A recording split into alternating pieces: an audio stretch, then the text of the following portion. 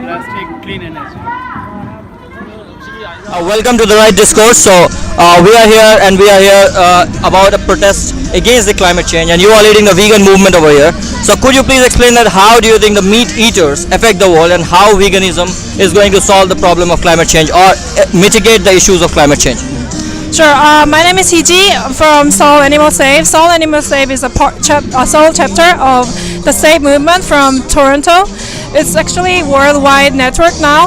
It's about veganism, and it's about not eating meat and dairy or eggs because it harms animals. And we go to slaughterhouse every week, and also the farms to witness the violence. But actually, personally, I was interested in like animal rights, animal liberation. But later on, like I kind of realized how meat eating affects to the earth, to the climate, to our environment, our nature. So actually, eating meat or meat, dairy or eggs is actually one industry. People think sometimes vegetarians are okay for a planet, but actually it affects to huge amounts bad effects to the earth. First one is like for feeding animals,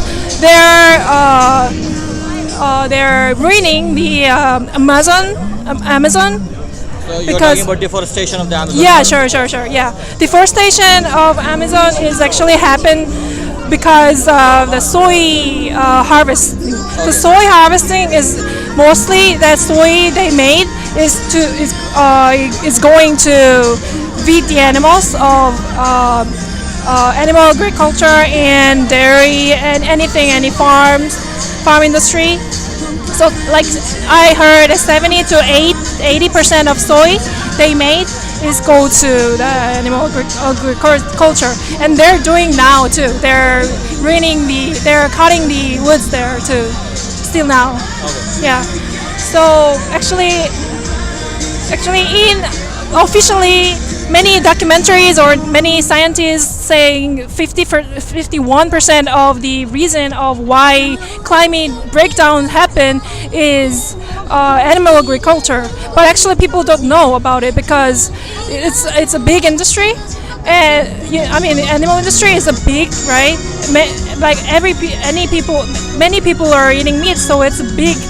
And it's sponsored by government, right? So people are hidden by the facts, by the truth. But we're here to show the people how we can ditch the animal industry, and how we can ditch the dairy industry, and how can we finish the climate change, climate breakdown.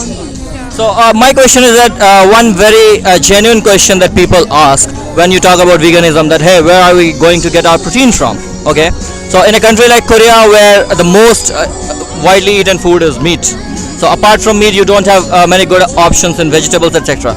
So people ask that question, that how are you going to fulfill your intake of protein or your requirement of protein in your body?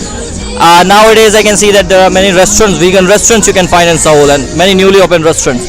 So how are you planning to counter those questions, and what is your plan to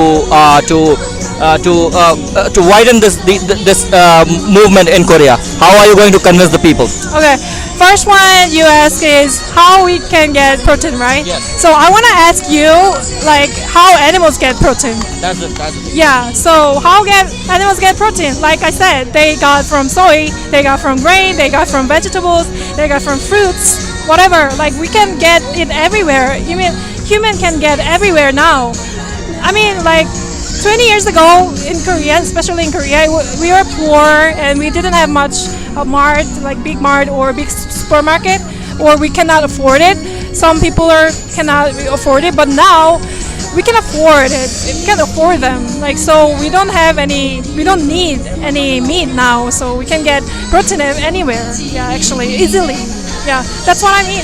We got the banana here. That banana is like full of protein, full of everything, every nutrition. Yeah, and it's healthier than meat. So do you think that people are getting convinced in Korea nowadays when you talk about veganism? Yeah, I heard it's getting bigger and bigger, and especially within 2 years, like 2 years. I mean, past 2 years, it got really abruptly high. Yeah, yeah. Thank you very much for connecting with us, EG. So EG was talking basically about the consumption of meat and the behavioral changes, that how the behavioral changes in our food habits can actually impact the climate. So I was Kisla Kumar from Right Discourse. Thank you very much for watching.